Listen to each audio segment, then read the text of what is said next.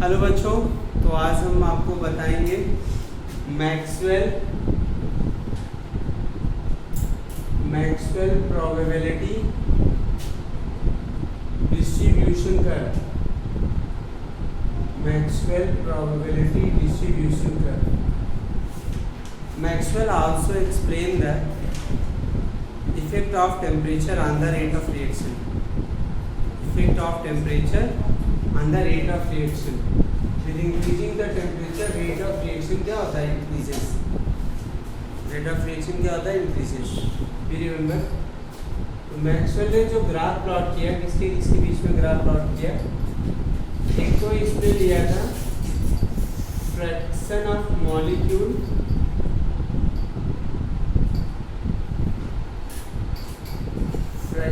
Molecule और kinetic energy के बीच में ग्राफ प्लॉट किया। तो एक तो इन्होंने किया ये टी केल्विन टेम्परेचर का ग्राफ, इस पर टी केल्विन टेम्परेचर, ठीक है ना, यहाँ पे ध्यान रखो। दूसरा ग्राफ उन्होंने प्लॉट किया इस पर, एक क्या था टी केल्विन टेम्परेचर पर, दूसरा किस पर था टी प्लस 10 केल्विन। क्या था? मतलब टेम्परेचर 10 डिग्री सेल्सियस बढ़ा दिए। तो आप जरा इस पे देखिए, ए बी सी डी और ये क्या हो गया ई। तो इसको जरा इस ग्राफ को पहले इंटरप्रेट करो। ये वाली जो लाइन है आपकी, वो इसके लिए मोस्ट प्रोबेबल काइनेटिक एनर्जी के लिए, इसके लिए मोस्ट प्रोबेबल काइनेटिक एनर्जी के लिए। तो ये ग्राफ ये शो करता है, अलग से बनाने इसमें नहीं समझ आएगा। जैसे हमने सेम ग्राफ प्लॉट किया किसके बीच में, जैसे मैंने सेम ग्राफ प्लॉट किया किसके बीच में, देखो ये मैं दूसरा ग्राफ आपको समझा रहा हूँ। इसमें NE/NT और यहाँ पे है काइनेटिक एनर्जी। ये वाली लाइन किसके लिए है? Most probable kinetic energy. तो यहाँ पे मैं आपको बताऊँ, ग्राफ को जरा इंटरप्रेट करिए। बहुत कम फ्रैक्शन ऑफ मॉलिक्यूल है जिनकी काइनेटिक एनर्जी क्या है? बहुत कम फ्रैक्शन ऑफ मॉलिक्यूल है जिनकी काइनेटिक एनर्जी क्या है? ज़्यादा। इधर देख सकते हैं आप ग्राफ, ठीक है ना। लेकिन बहुत ज़्यादा फ्रैक्शन ऑफ मॉलिक्यूल है जिनकी काइनेटिक एनर्जी क्या है? एवरेज है। ये जैसे आपका क्लास होता है, किसी क्लास में सपोज 40 स्टूडेंट हैं, तो 40 में से बहुत कम बच्चे होंगे जो फेल होंगे और बहुत कम बच्चे होंगे जो हाईएस्ट स्कोर करेंगे, और बहुत ज़्यादा बच्चे ऐसे होंगे जो एवरेज मार्क्स स्कोर कर रहे होंगे। समझ आया ना? क्लियर हुआ कि नहीं क्लियर हुआ? तो वही चीज़ है। अब इसने क्या किया, देखिए मैक्सवेल ने एक तो टी केल्विन टेम्परेचर पर ग्राफ प्लॉट किया, दूसरा किस पर किया? 10 केल्विन टेम्परेचर। तो टेम्परेचर बढ़ाने से fraction of molecule having high kinetic energy increases. कैसे पता लगा? देखिए टी केल्विन टेम्परेचर पर जो एरिया कवर्डेड बाय द ग्राफ कितना है? ए बी सी डी, जो हाई काइनेटिक एनर्जी वाले हैं, और जबकि टी प्लस 10 केल्विन टेम्परेचर पर एरिया कवर्डेड बाय द ग्राफ क्या है? ए ई सी डी। ध्यान रखना। तो यहाँ पे टेम्परेचर बढ़ाने से fraction of molecule having high kinetic energy क्या हो गए? बढ़ गए। जब बढ़ जाएंगे तो रेट ऑफ रिएक्शन क्या हो जाएगा? बढ़ जाएगा। यही मैक्सवेल ने बताया था। यही क्या बताया था? मैक्सवेल ने बताया था कि टेम्परेचर बढ़ाने से रेट ऑफ रिएक्शन। इसको आर्मीनियस ने बताया था और मैक्सवेल ने बताया, दोनों ने बताया। अब इसमें मैं आपको बता दूँ एनी क्या है? Number of molecule having energy है। Number of molecule having energy E, और NT क्या है? Total total number of molecule, क्या है total number of molecules, Hindi क्या है आपका टोटल नंबर ऑफ, इसी को फ्रैक्शन ऑफ मॉलिक्यूल कहते हैं। ये जो फ्रैक्शन ऑफ मॉलिक्यूल है ना Ne/Nd इक्वल टू क्या होगा, ये होता है EART, मतलब जो आर्मीनियस इक्वेशन का e⁻⁻ था वो फ्रैक्शन ऑफ मॉलिक्यूल बताता है। क्या बताता है ये जो है आपका ये पूरा आर्मीनियस इक्वेशन आपने पढ़ा होगा, rate constant equal to k into e⁻⁻ upon क्या हो जाएगा RT। तो ये जो है ये पार्ट जो है फ्रैक्शन ऑफ मॉलिक्यूल, क्या बताता है फ्रैक्शन ऑफ मॉलिक्यूल। डन। तो ध्यान रखना बच्चों ये मैक्सवेल का प्रॉपर्टी डिस्ट्रीब्यूशन। अब इसके बाद आता है कोलिजन थ्योरी। क्या था आपका collision theory.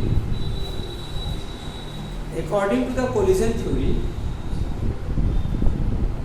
when reactant molecule collide to each other, when reactant molecule collide to each other, they form product। ध्यान रखना कोलिजन थ्योरी के अकॉर्डिंग क्या होता है कि जो भी रिएक्टेंट मॉलिक्यूल क्या होते हैं कोलाइड करते हैं, क्या करते हैं वो किसमें चेंज हो जाते हैं प्रोडक्ट में चेंज हो जाते हैं। किसमें चेंज जाते हैं when reactant molecule collide to each other to form the product, but collision should be effective. जैसे आपने देखना जैसे जेई या नीट का एग्ज़ाम दे रहे हैं आप लोग, सारे बच्चे पढ़ते तो सारे बच्चे जिन्होंने अपीयर कर रखा वो पढ़ते सारे हैं, लेकिन क्वालिफाई वही करता है जिसकी पढ़ाई इफेक्टिव होती है। उन सभी स्टूडेंटों में जिसकी पढ़ाई ज़्यादा इफेक्टिव होती है वो क्वालिफाई करते हैं। समझ आएगी नहीं बात, वो क्या करते हैं क्वालिफाई कर लेते हैं। क्लियर हुआ। तो वो कोलिजन इफेक्टिव होना चाहिए। मैं फिर से बताता हूँ कोलिजन थ्योरी आपको पढ़ाने जा रहे हैं। तो कोलिजन थ्योरी के अकॉर्डिंग क्या होगा, कोलिजन थ्योरी के अकॉर्डिंग क्या होगा when reactant molecule collide to each other to form क्या होगा product. When reactant molecule collide to each other to form क्या होगा product, but all colliding molecule will not form product. सभी colliding molecule product नहीं बनाएंगे। तो collision क्या होना चाहिए इफेक्टिव होना चाहिए। क्या होना चाहिए इफेक्टिव होना चाहिए। तो इफेक्टिव कोलिजन क्या होता है उसको डेफिनेशन बता देते हैं, आप लिख लेना आता है एग्जाम। इफेक्टिव कोलिजन क्या होगा, द कोलिजन, लिख लेना डेफिनेशन, वीडियो को पॉज करके आप लिख सकते हैं।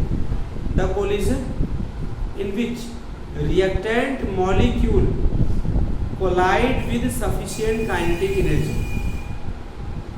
Reactant molecule collide with sufficient kinetic energy, इसको क्या बोलते हैं थ्रेशोल्ड एनर्जी बोलते हैं। क्या बोलते हैं थ्रेशोल्ड एनर्जी बोलते हैं। Reactant molecule collide with sufficient kinetic energy and in proper orientation, और उनका ओरिएंटेशन भी क्या होना चाहिए प्रॉपर होना चाहिए। क्या होना चाहिए प्रॉपर डायरेक्शन में होना चाहिए पढ़ाई। जैसे आप रास्ता चल रहे हैं, लेकिन अगर आपको सपोज यहाँ कनाट प्लेस जाना है और आप कनाट प्लेस की डायरेक्शन में चलेंगे तभी पहुँचेंगे ना कनाट प्लेस दिल्ली, नहीं तो क्या होगा आप दूसरी डायरेक्शन में पहुँच जाएंगे। तो डायरेक्शन भी प्रॉपर होना चाहिए। डायरेक्शन भी क्या होना चाहिए प्रॉपर। तो इफेक्टिव कोलिजन क्या होता है, the collision in which reactant molecule collide with sufficient kinetic energy and proper orientation which facilitate breaking of bond and formation of new bond is called effective collision। ठीक है ना, जिसमें molecule sufficient kinetic energy के साथ collide करता है। उस sufficient kinetic energy को क्या बोलेंगे थ्रेशोल्ड एनर्जी बोलेंगे। ठीक है ना, और प्रॉपर डायरेक्शन में, प्रॉपर ओरिएंटेशन में। अगर ओरिएंटेशन प्रॉपर नहीं है तो प्रोडक्ट नहीं बनेगा, ध्यान रखिएगा। उसी को क्या बोलते हैं इफेक्टिव कोलिजन को। तो ये आपका इफेक्टिव कोलिजन होगा। डेफिनेशन पॉज करके आप लिख लेना एक एक करके। जैसे consider reaction, consider a reaction, यहाँ पे क्या लेते हैं ए प्लस प्रोडक्ट, इसके लिए थोड़ा सा मॉडिफिकेशन किया गया उसमें, इसीलिए आइडियस फैक्टर क्या लिख सकते हैं, Z A B E raise to the power minus E A upon minus. क्या आपका पता है ये रेट कांस्टेंट है, ये क्या है आपका रेट कांस्टेंट है, और जेड ए बी क्या है, Z A B collision frequency क्या है आपकी, कोलिजन फ्रीक्वेंसी, कोलिजन फ्रीक्वेंसी, और टी क्या है आपका, टेम्परेचर, ठीक है आपका टेम्परेचर, ये क्या है आपका एक्टिवेशन एनर्जी, ये क्या है एक्टिवेशन एनर्जी, गॉट इट। तो यहाँ पे देख सकते हैं आप कि ये जो है आपका एक्टिवेशन एनर्जी है, ये टेम्परेचर, ठीक है ना। अब आप कोलिजन फ्रीक्वेंसी पढ़ लीजिए, एक्टिवेशन एनर्जी आप पढ़ चुके हैं, इसमें कोलिजन फ्रीक्वेंसी नया है। तो कोलिजन फ्रीक्वेंसी की डेफिनेशन क्या होता है, the number of collision in per second and per unit volume, the number of collision in per second and per unit volume is known as collision frequency. The number of collision in per second and per unit volume is known as collision frequency. ठीक है, तो याद रखना definition आती है exam में, the number of collision in per second and per unit volume is known as collision frequency, ठीक है ना। अब चलिए हमने तो पढ़ा कि मॉलिक्यूल सफिशिएंट काइनेटिक एनर्जी से कोलाइड करता है तो क्या होगा, प्रोडक्ट बनेगा। अगर सफिशिएंट काइनेटिक एनर्जी से कोलाइड नहीं करता तो प्रोडक्ट नहीं बनेगा। मान लीजिए उसके पास सफिशिएंट एनर्जी है और प्रॉपर ओरिएंटेशन नहीं है, प्रॉपर डायरेक्शन नहीं है, तब भी नहीं प्रोडक्ट बनाएगा। जैसे पढ़ते तो सारे बच्चे हैं, लेकिन नीट पे वही क्वालिफाई होता है जिसका डायरेक्शन, या जेई में वही क्वालिफाई होता है जिसका इफेक्टिव डायरेक्शन होता है। आएगी नहीं बात सुनी। तो मैं आपको एक ओरिएंटेशन को समझाता हूँ, एक एग्जांपल लेकर के यहाँ पे formation of N2O4, 2NO2 combine होता है, डाइमराइज होता है, क्या दे देता है आपका N2O4 देता है, क्या देता है NO2 डाइमराइज होता है, और क्या देता है N2O4 देता है, ठीक है ना। तो जैसे यहाँ पे देखो ये आपका N, ये आपका O, ये भी क्या है O, O। अब ये दोनों क्या करते हैं, कंबाइन करते हैं लाइक दिस, ये दोनों क्या करते हैं, कंबाइन करते हैं लाइक दिस। अगर इनका collision in proper orientation, collision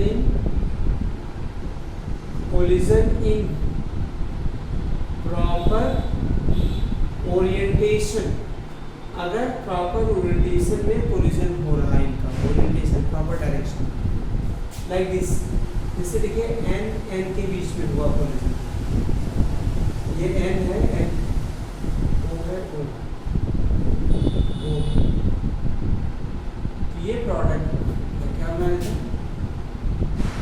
product like this, like this, like this,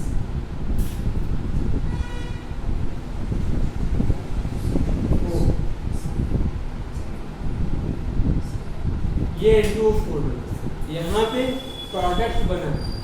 लेकिन अगर यही कोलिजन इन प्रॉपर डायरेक्शन में होता like this, O O plus N O, ऐसे होता collision in improper direction, collision in improper direction like this, जैसे ये N था, इसके साथ कौन जुड़ गया आगे, O, कौन जुड़ गया O, N, ये हो गया O। तो ये नाइट्रोजन ऑक्सीजन कोलाइड कर रहे हैं जिनका कोलिजन प्रॉपर नहीं है, इम्प्रॉपर, तो प्रोडक्ट नहीं बनेगा, ये दोनों अलग अलग ही बनेंगे लाइक दिस। तो ये प्रोडक्ट के फॉर्मेशन का कंडीशन है। आपसे पूछा जाएगा write the condition to explain the effective collision. तो reactant molecule should be collide in proper direction या proper orientation. Reactant molecule should be collide with the sufficient kinetic energy. Reactant molecules should be collide with sufficient kinetic energy. Okay बच्चों, thank you very much. तो आज इसका जो है chemical kinetics का सारी video complete हो गई है, इनको आप पढ़िएगा। नेक्स्ट अगला देखो, नेक्स्ट चैप्टर लेके जल्दी आएंगे। Bye bye, take care. और हमारे वीडियो को लाइक करें, सब्सक्राइब करें और शेयर करें ज़रूर। Thank you very much.